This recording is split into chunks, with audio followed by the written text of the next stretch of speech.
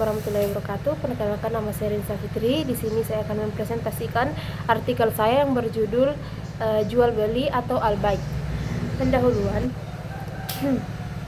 Dalam ajaran Islam, kegiatan jual beli dikenal dengan istilah al-bai'. Islam sebagai agama yang sempurna telah mengatur berbagai aspek kehidupan manusia, termasuk dalam bidang ekonomi. Aturan tersebut bertujuan agar kegiatan ekonomi yang dilakukan oleh manusia berjalan secara adil, jujur, dan tidak merugikan pihak lain. Oleh karena itu, Islam memberikan pedoman mengenai bagaimana tata cara jual beli yang benar sesuai dengan syariat Islam. Kemudian, pengertian jual beli atau al-bai'. Secara bahasa, kata al-bai' berasal dari bahasa Arab yang berarti menukar sesuatu dengan sesuatu yang lain. Dalam konteks ekonomi, istilah ini digunakan untuk menggambarkan kegiatan pertukaran barang atau jasa dengan barang lain atau dagangan atau dengan uang.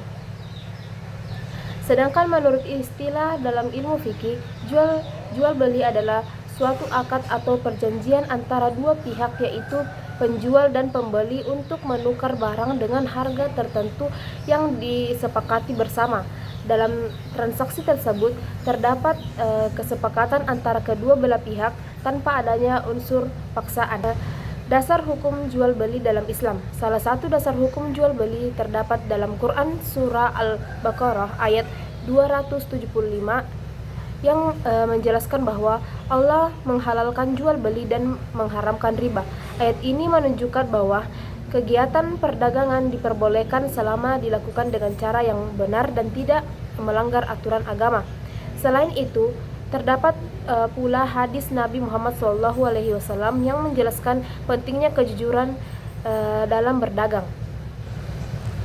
Rukun jual beli. Agar suatu transaksi jual beli dianggap sah menurut Islam, maka harus memenuhi beberapa rukun. Rukun jual beli merupakan unsur-unsur utama yang harus ada dalam sebuah transaksi. Rukun jual beli antara lain sebagai berikut.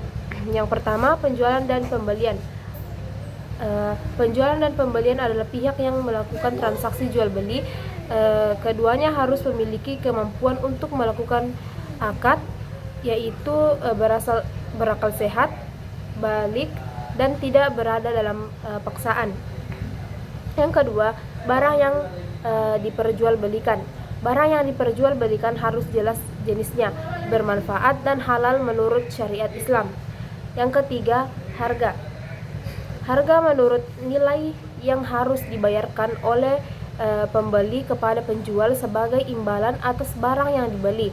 Harga harus diketahui dengan jelas oleh kedua belah pihak agar tidak menimbulkan perselisihan di kemudian hari. Yang keempat, ijab atau qabul. Ijab dan qabul merupakan pernyataan kesepakatan antara penjual dan pembeli yang menunjukkan bahwa transaksi telah terjadi. Ijab biasanya diucapkan oleh penjual sebagai bentuk penawaran, sedangkan qabul diucapkan oleh pembeli sebagai tanda penerima. Kita masuk syarat sah jual beli. Selain rukun, terdapat pula beberapa syarat yang harus dipenuhi agar jual beli menjadi sah menurut Islam. Yang pertama, barang diperjualbelikan harus halal dan tidak termasuk barang yang dilarang oleh Islam.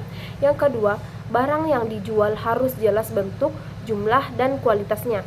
Yang ketiga, barang tersebut benar-benar milik penjual atau penjual memiliki hak untuk menjualnya.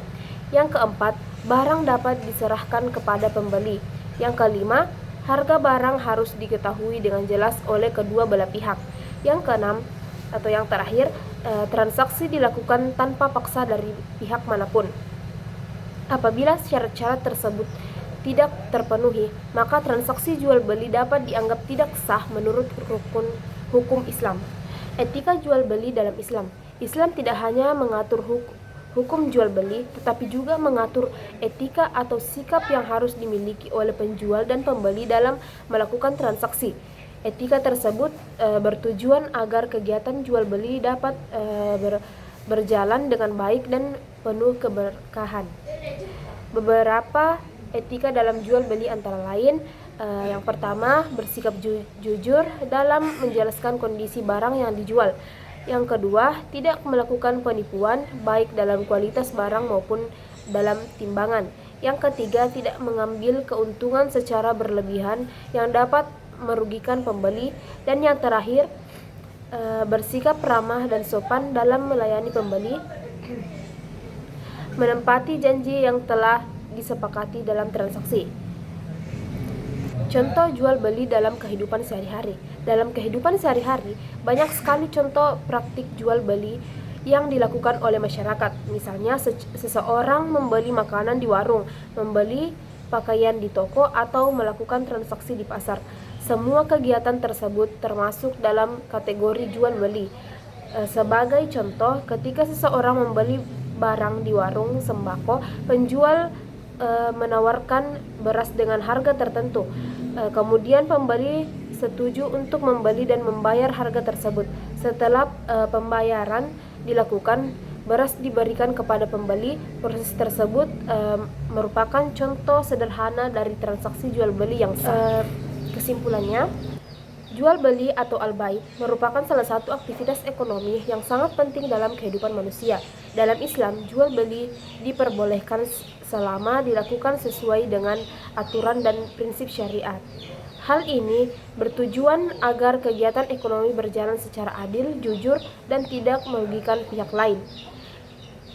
Baik, mungkin itu saja presentasi dari saya. Kurang lebihnya mohon dimaafkan. Assalamualaikum warahmatullahi wabarakatuh.